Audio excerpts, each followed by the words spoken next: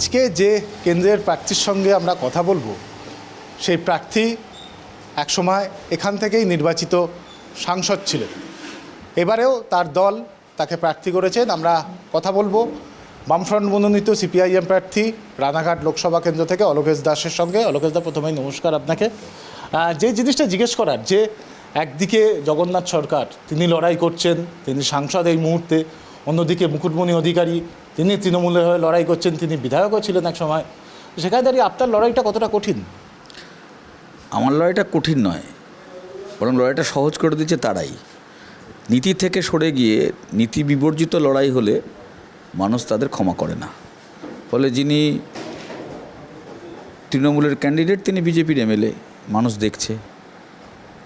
আর বিজেপির যিনি প্রার্থী তার সম্পর্কে যা বক্তব্য জনমানুষের মধ্যে রয়েছে তার মধ্যে দিয়ে বোঝা যাচ্ছে যে আসলে মানুষ কী রায় দিতে চাইছে। এবং আমি দাঁড়ানোর পরে যে অভাবনীয় উচ্ছ্বাস মানুষের মধ্যে পেয়েছি, মানুষ আসলে তুলনা করছে।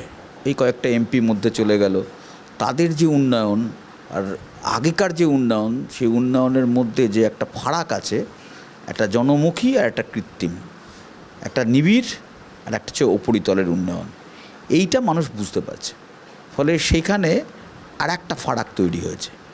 এই ফারাকের ভেতরেই কিন্তু বামপন্থা আস্তে আস্তে মাথা উঁচু করে দাঁড়াচ্ছে। মাথা তোলার জায়গাটা কি এখনো পর্যন্ত আপনার মনে হয় যে বিজেপি বা তৃণমূলে যেভাবে বিভক্ত হয়ে রয়েছে মানুষ, সেখানে দাঁড়িয়ে তাদেরকে আপনাদের দিকে টেনে আনা সম্ভব হবে? প্রথম কথা দেখুন যে আমরা ভোট পেয়েছিলাম 2019 সালে একেবারে তলানিতে, আর বিজেপি স্ফীত হয়েছিল। আমি অন্তত আমাদের লোকসভায় বলতে পারবো, বিজেপি যে স্ফীত হয়েছিল সেটা আমাদের সমর্থকদের ভোটে। এ কথা আমি আজ অস্বীকার করতে পারি না যে আগে রাম পরে বাম এই স্লোগান দিয়ে আরএসএস আমাদের মানুষকে বিভ্রান্ত করেছিল। সেই মানুষের একটা দুটো তিনটে এজেন্ডা ছিল। এক এজেন্ডা হচ্ছে তৃণমূলকে টাইট করো, তৃণমূলের অত্যাচার বন্ধ করো, বামেরা এখন পারবে না পরে পারবে, তাহলে এখন বিজেপিকে ধরো। যারা আজকে বিজেপিতে গিয়েছে তারা কি দেখছে?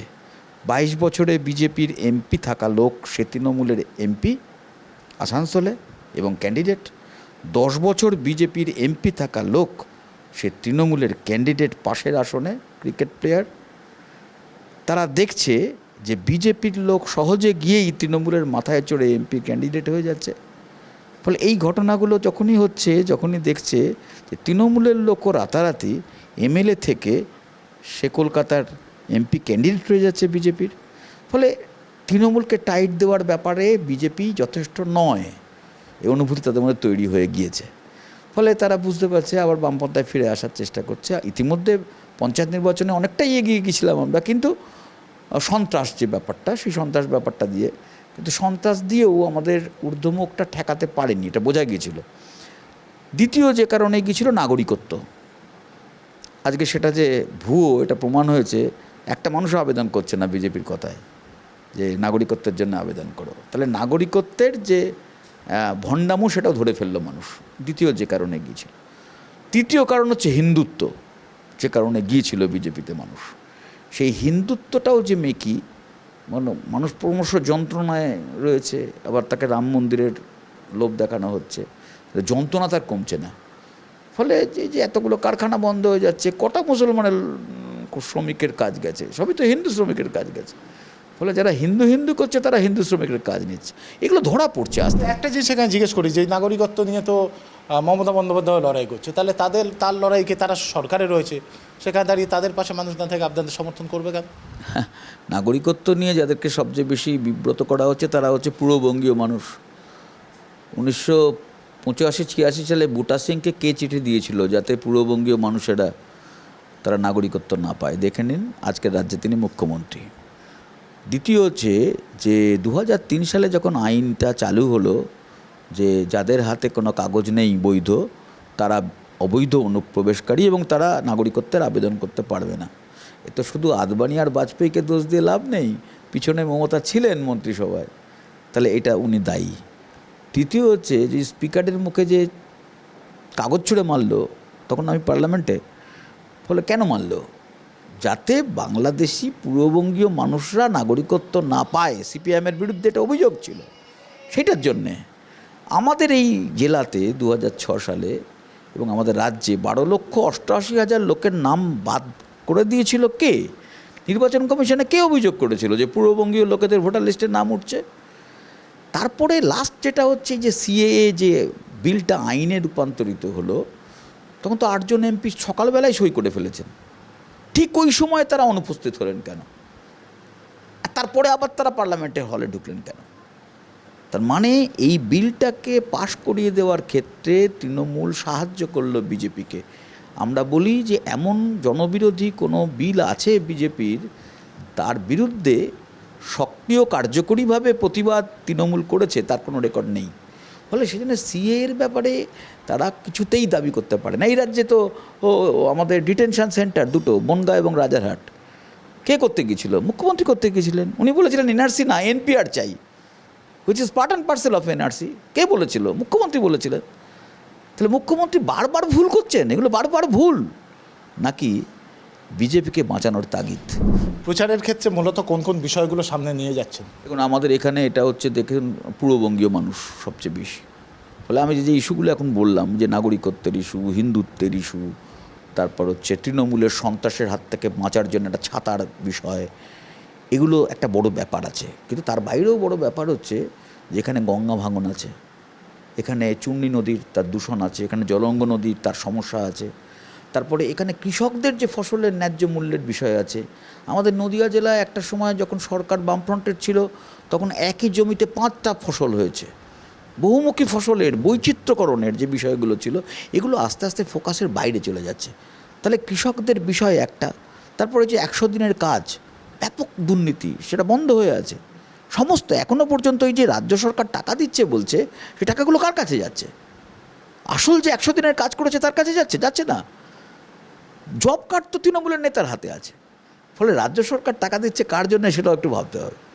সেই কারণে আসলে স্বচ্ছতা দরকার, কাজ দরকার, গ্রাম থেকে শহরে প্রসারিত হওয়া দরকার 100 দিনের কাজ। আর এখানকার তফসিলি মানুষের যে অধিকারগুলোকে নিয়ে ছিনিমিনি খেলেছে, সংরক্ষণ তুলে দেওয়ার পদ্ধতি, নমশূদ্র উন্নয়ন পর্ষদ, মতুয়া উন্নয়ন পর্ষদ, নামে আছে কাজে নেই। আজকে তফসিলিদের কাজ নেই, এখানে একটা বড় অংশ মানুষ। ফলে সেইগুলো একটা ব্যাপার। আমরা দাবি করেছিলাম যে শ্বেতপত্র প্রকাশ করুক। উনি বলেন যে আমি সাবঅল্টারনেট নেত্রী। তাই যদি হন, 2011 সালের পর থেকে আজকে 2024 সাল, কতগুলো এসসি চাকরি পেল, কতগুলো এসসি আজকে শিক্ষার সুযোগ পেল, কতখানি জীবনযাত্রার মানের উন্নয়ন হলো? কোনো কথা সরকার বলতে পারবে না, কারণ বিধানসভায় যে রিপোর্ট দিয়েছেন সেই রিপোর্টে দেখা আছে যে সরকারি কাজে তফসিলিদের অংশ কমে গিয়েছে।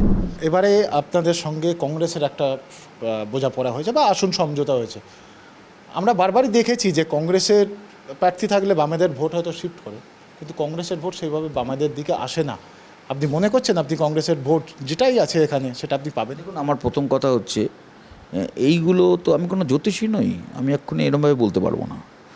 আমি এটা বলতে পারবো যে বিজেপি এবং তৃণমূলের বিরুদ্ধে লড়াই করবার জন্য আমাদের এক হওয়া উচিত। এই যে আহ্বান, এই আহ্বানে আমরা সবাই এক জায়গায় আছি এবং আমরা চেষ্টা করছি আমাদের নিচের দিকে যারা আছে, সাধারণ মানুষ যারা আছে, তাদেরকে এই বার্তা দেওয়ার যে দেশ এবং আমাদের রাজ্য দুটোকেই যদি রক্ষা করতে হয়, তাহলে আর বিজেপি এবং তৃণমূলের বিরুদ্ধে সব মানুষকে এক করতে হবে। এটা কংগ্রেসও বলছে, আমরাও বলছি, বামফ্রন্ট অ্যাজ এ হোল বলছে। শান্তিপুরের বা ফুলিয়ার তাঁত শিল্প একটা জগৎ বিখ্যাত সুনাম ছিল। আপনি নিজে সাংসদ ছিলেন, বামফ্রন্ট সরকার ছিল এত বছর ধরে, সেখানে দাঁড়িয়ে আজকে এই দুটো জায়গারই তাঁত শিল্প প্রায় রুগ্নপ্রায়। এর কি জবাব? আমি যখন সাংসদ ছিলাম তখন জানবেন যে মধ্য গগনে আমরা এই শিল্পটাকে তুলেছিলাম। আমি ফুলিয়াতে এক্সপোর্ট মার্ট করার ব্যাপারে অগ্রসর হয়েছিলাম, তখন বংশগোপাল মন্ত্রী ছিল, তাকে এনেছিলাম আমি। তারপর হচ্ছে যে তাঁত শিল্পের যে আমাদের সেই সময়টায় সরকারের পক্ষ থেকে যে উদ্যোগ গ্রহণ করা, কেন্দ্রীয় সরকারের পক্ষ থেকে মহাত্মা গান্ধী বুনকর বিমা যোজনা, যেখানে 8 to 12 ছেলেমেয়েরা ভাতা পাবে, তাঁত শিল্পী যারা। তারপর হচ্ছে যে তাঁত শ্রমিক যারা, তারা হচ্ছে ওষুধের জন্য ডিসপেন্সারি ইত্যাদি প্রকল্পগুলো, সেগুলো সময় UPA 1 ছিল, কিন্তু সেই সব প্রকল্পগুলো বন্ধ হয়ে গেছে। তাঁতিদের সেই সুযোগগুলো নেই।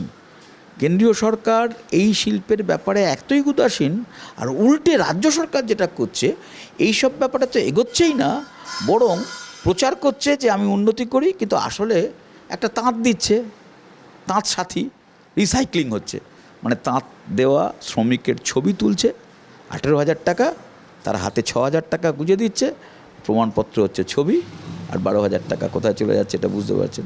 ফলে এই ধরনের যে দুর্নীতিগুলো বাসা বেঁধেছে এখন ওই জায়গায়, এবং প্রায় বলতে পারি আমি এখন লুপ্ত প্রায়। আমাদের সময়ে তাঁত সবটা যে ভালো চলছিল এমন নয়, কিন্তু একটা ভালো চলছিল, চেষ্টা করছিলাম আমরা। পাওয়ারলুম তখন উঠছিল, এখন তাঁতও শেষ হয়ে গেছে, পাওয়ারলুমও শেষ হয়ে গেছে। এখন তাঁত শিল্পী এবং পাওয়ারলুম শিল্পীদের মধ্যে ওই জাবর কাটা যাকে বলে শিল্প সম্পর্কে, সেই জাবর কাটা ছাড়া আর কোনো উপায় নেই। যদি আপনি জিততে পারেন, মূলত কোন কোন কাজগুলোকে আগে গুরুত্ব দেবেন? পরিযায়ী শ্রমিকেরও একটা সমস্যা রয়েছে। এই শ্রমিকের সমস্যা আছে, গঙ্গা ভাঙনের সমস্যা আছে। আমি যখন পার্লামেন্টের মেম্বার ছিলাম, আমি পাটনায় গিয়েছিলাম, গঙ্গা ভাঙন রোধের ওখানে অফিস ছিল, আমি পার্লামেন্টে তুলেছি, সেই স্পিচ এখন সব জায়গায় ঘুরছে। এই তারপরে হচ্ছে যে এই যে এখন যে ব্রডগেজ হচ্ছে ন্যারোগেজ থেকে শান্তিপুর টু ওইটা আমরা তুলেছিলাম এবং আমরা টাকা স্যাংশন করেছিলাম। দীর্ঘদিন বন্ধ হয়েছিল, এতদিন ধরে বন্ধ, আর ভোটের আগে আনফিনিশড অবস্থায় ওটাকে শুরু করে দেওয়ার চেষ্টা করা হচ্ছে। ফলে সেই জন্যে আমাদের সর্বমুখী উন্নয়ন, বিশেষ করে গরিব মানুষ, মধ্যবিত্ত মানুষের অগ্রাধিকার, যেখানে বেশি মানুষ সেখানের উন্নয়নে অগ্রাধিকার, আর মানে জনমুখী উন্নয়ন, নিবিড় উন্নয়ন, এইটা আমাদের ফোকাস। আমরা সেটা করব। জেতার ব্যাপারে কতটা আত্মবিশ্বাস? আমরা জিতব। আপনি ঘুরুন না, আপনি একেবারে নবদ্বীপ থেকে একেবারে চাকদা অবধি ঘুরুন, দেখুন 1, 2, 3 কী আছে। অনেক ধন্যবাদ কথা বলার জন্য। আমরা কথা বললাম রানাঘাট কেন্দ্রে বামফ্রন্ট মনোনীত কংগ্রেস সমর্থিত সিপিআইএম প্রার্থী অলোকেশ দাসের সঙ্গে, এবং জনমুখী উন্নয়নের বক্তব্যকে সামনে রেখে সাধারণ মানুষের কাছে যাচ্ছেন তিনি, এবং জেতার ক্ষেত্রেও 100% আত্মবিশ্বাসী তিনি। ক্যামেরায় বরুণ ভান্ডারীর সঙ্গে ত্রয়ন চক্রবর্তী, ট্রাইব টিভি বাংলা, রানাঘাট।